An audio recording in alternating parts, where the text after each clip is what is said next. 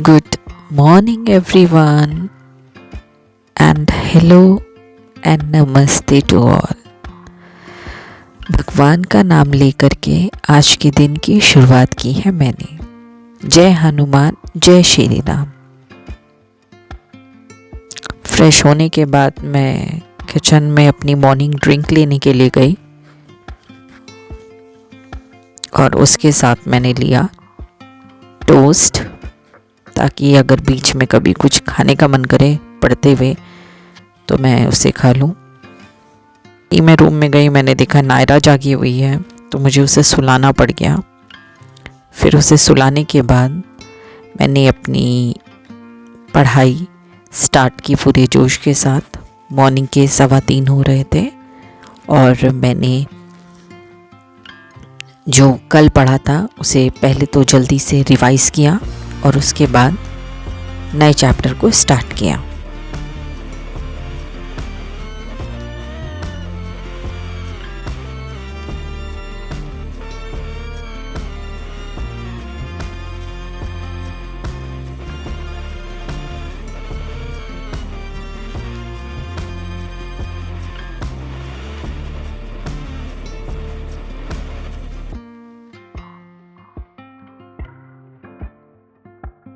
Morning में जल्दी उठने के बड़े फ़ायदे रहते हैं। पहली चीज़ ये कि बिल्कुल सन्नाटा रहता है।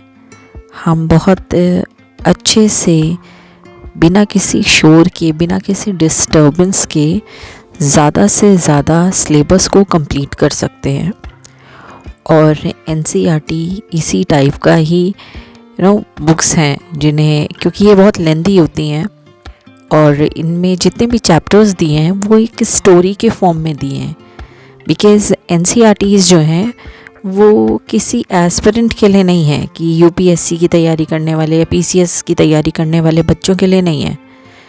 ये एनसीईआरटीज़ बनी है क्लास 8th 12th 11th के बच्चों के लिए। तो वो स्टोरी फॉर्म में उन्हें समझाते हैं कि चैप्टर क्या कहना चाहता है।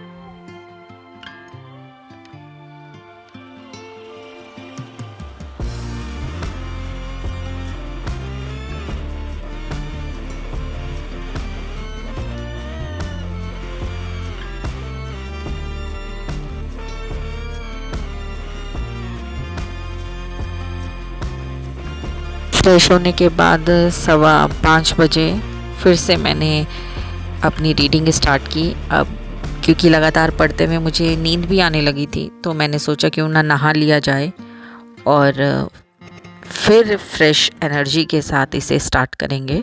तो दोबारा से मैंने सेम चैप्टर को रीड किया, ताकि जो चीज़ें मैंने छोड़ दी थी उनको मैं दोबारा से रिकॉल करूं।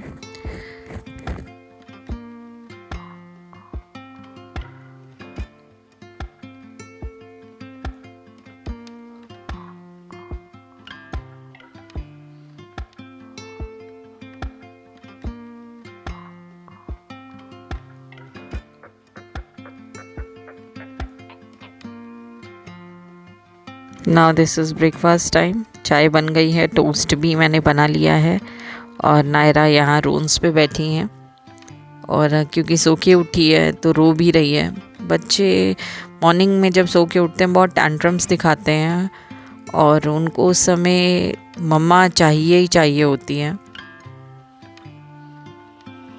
अब कुछ हाउस होल्ड करने का समय था, तो मैंने कपड़े धोने के लिए डाले हुए थे, तो जो धुल गए थे उनको निकाल लिया और दूसरा स्लॉट कपड़ों का भी रख दिया। आज मौसम बहुत अजीब सा था, आप देख सकते हो कि बादल छाए हैं और बिल्कुल भी धूप नहीं थी। बहुत ठंडी हवा चल रही थी और आज बहुत ज़्यादा टेम्परेचर डाउन था।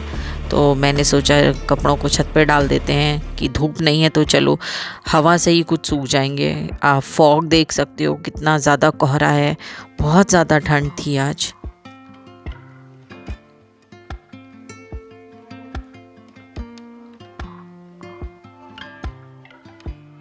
मैं नायरा को छत पे लाना नहीं चाहती थी, लेकिन उसके पापा ले आए। वो रो रही थी कि मुझे भी छत पे जाना है, लेकिन इतनी ज़्यादा ठंड है तो मैं यही सोच रही थी कि मैं उसे छत पर ना लेकर के जाऊं।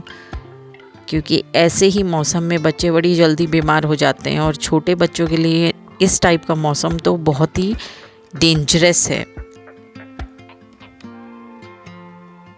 घर के काम निपटाते निपटाते कब खाना बनाने का टाइम हो गया, लंच का पता ही नहीं चला।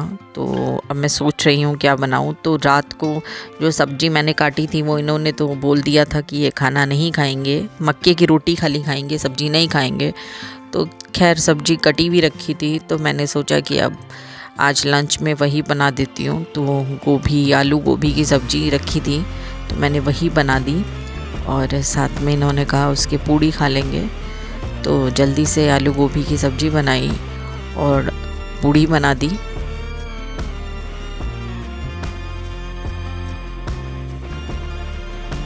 और नायरा की डिमांड थी कि उसे बनाना चिप्स खाने हैं, तो शी वॉज सेइंग कि मम्मा मुझे बनाना चिप्स चाहिए, मैं वो खाऊंगी। तो उसके लिए मैंने साथ में बनाना चिप्स बनाए और चाय भी बना ली, क्योंकि मेरा इतना मुझे ठंड लग रही थी और मेरा चाय पीने का मन हो रहा था। तो मैंने फिर से चाय बनाई अपने लिए। Naira was very happy.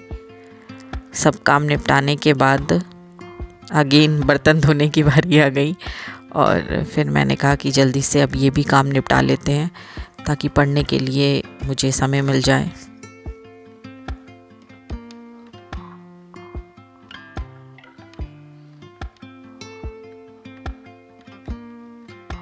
जल्दी से काम निपटाने के बाद मैं पढ़ने बैठ गई।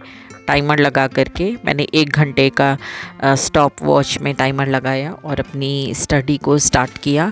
और हाँ, मैं आपसे एक ये चीज़ शेयर करना चाहती थी कि आप भी जब भी पढ़ने बैठें तो स्टॉप वॉच को ज़रूर ले करके बैठें। पहले तो अगर आपको कोई चैप्टर रिवाइज़ करना है तो अपना टाइम ऑलरेडी डिसाइड कर लें कि मुझे 10 से 20 मिनट के बीच में इतने पेजेस फिनिश करने हैं या 10 से 30 मिनट के बीच में इतने चैप्टर्स को फिनिश करना है या एक चैप्टर को फिनिश करना है। इससे क्या होता है कि एक स्पीड बनी रहती है और आपका फुल्ली कंसंट्रेशन होता है आपके उस पर्टिकुलर टॉपिक पे और आपका माइंड भी डाइवर्ट नहीं होता, क्योंकि ये स्टॉप क्लॉक पे आपका समय रन कर रहा होता है। तो आपका टोटली जो आपका ध्यान होता है ना वो अपने चैप्टर पे होता है। तो ये टिप आप इसमें ज़रूर आजमा सकते हो जब भी आप पढ़ने बैठो। यहाँ मैं नायरा के पापा के साथ टॉपिक को डिस्कस करते हुए, क्योंकि मुझे एक उसमें टर्म समझ में नहीं आ रहा था, तो मैंने नायरा के पापा से पूछा इस चीज़ को कैसे सॉर्ट आउट करते हैं, इसका क्या मतलब होता है। तो वो मुझे समझा रहे थे और फिर मैं वाटर लेने के लिए उठी और फिर मैंने अपनी पढ़ाई कंटिन्यू की।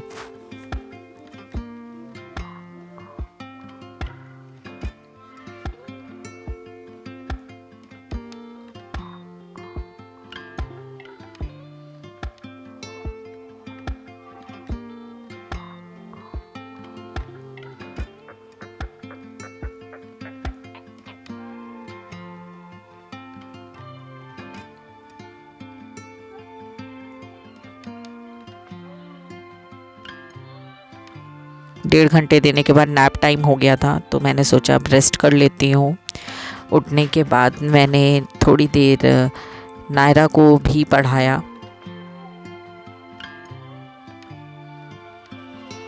बीइंग अ हाउस वाइफ, अगर आप इस तरीके अपने समय को मैनेज करें तो हो सकता है आप बहुत जल्दी सिलेबस ना कंप्लीट कर पाएँ, लेकिन थोड़ा थोड़ा करके छोटे छोटे स्लॉट्स में आप अपने मैक्सिमम सिलेबस को कंप्लीट कर लेंगे। और ये भी फैक्ट है कि सारी किताबें कोई नहीं पढ़ता है, या पूरी तरीके से अगर कोई कह दे कि मैं 100% सिलेबस कंप्लीट कर रहा हूँ या कंप्लीट कर रही हूँ, तो ये बिल्कुल फेक है and this thing is totally impossible. आपको अपने सिलेबस और अपनी क्षमता के अनुसार देखना है कि आप कितना हिस्सा, कितना पार्ट सिलेबस का कंप्लीट कर सकते हैं।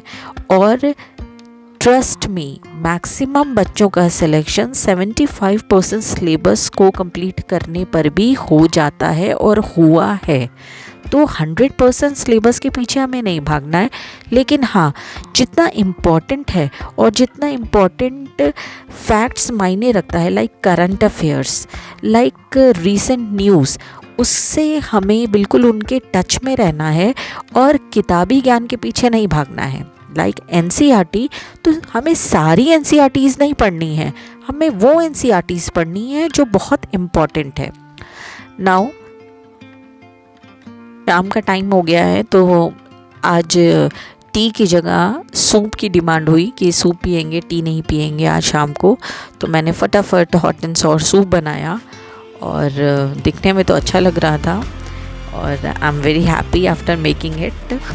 तो वो रात का खाना भी मैंने साथ में ही सूप पीने के बाद जल्दी से बना लिया था और ये डिनर के बाद के बर्तन जल्दी से मैंने वॉश किए, क्योंकि मुझे लग रहा था कि फटाफट ये काम ख़त्म करके मैं अपना जो बचा हुआ पोर्शन है रीडिंग का उसे फिनिश करूँ। Yeah now my kitchen is totally neat and clean. Naira का भी फीडिंग सब हो गया। और यू नो NCERTs पढ़ते समय सबसे ज़्यादा ये चैलेंज आता है कि हमें NCERTs पढ़नी कैसे हैं, बिकॉज़ NCERTs जो हैं वो एक IAS बनने वाले एस्पिरेंट्स के लिए नहीं है या UPSC की प्रिपरेशन करने वाले एस्पिरेंट्स के लिए नहीं बनाई गई हैं। ये जितनी भी बुक्स हैं ये 8th to 12th स्टैंडर्ड की अगर हम बात करें तो बच्चों के लिए बनाई गई हैं। उनको हिस्ट्री के, पॉलिटी के, इकनॉमी के, ज्योग्राफी के और बाकी चीज़ों के समझ में आए कि कैसे क्या था उस टाइम हमारा हिंदुस्तान, उस रेफरेंस में लिखी गई हैं। उनको जितना भी सिलेबस या जितना भी कंटेंट दिया गया है NCERTs में वो सब कुछ एक स्टोरी फॉर्म में है ताकि बच्चों के दिमाग में बहुत अच्छे से बैठे। तो पहले तो मैं कहूँगी ये जो ब्लॉक्स में चीज़ें दी हुई हैं, जो ब्लॉक्स में है वो आप बिल्कुल ध्यान रखें, क्योंकि उन्हीं से ही हमें फैक्ट्स मिल जाते हैं। और इस तरीके कलरफुल बॉक्सेस में जितनी चीज़ें दी हैं, हाईलाइट की गई हैं, वो ज़रूर आप उसको पॉइंट रखो। पहली रीडिंग, दूसरी रीडिंग, तीसरी रीडिंग में उन बॉक्सेस को ज़रूर पढ़ो, क्योंकि ज़्यादातर जो फैक्ट्स वाले क्वेश्चन होते हैं या ऑप्शनल क्वेश्चंस होते हैं वो इन्हीं बॉक्सेस से ही पूछे जाते हैं, या यूँ कह लें कि उनसे हेल्प हमें मिल जाती है बाकी फैक्ट्स को समझने के लिए। अब जैसे ये टॉपिक दिया है, इसके बारे में इस बॉक्स में छोटा सा हमें इन्फॉर्मेशन दी है, तो अगर हम ऐसे एक दूसरे से कनेक्ट करके पढ़ें तो हमें बड़ी इजीली चैप्टर की समरी समझ में आ जाएगी, राइट। जैसे ये लेटर दिया है रिटन बाय महात्मा गांधी, तो ये लेटर पढ़ने से पता चलता है कि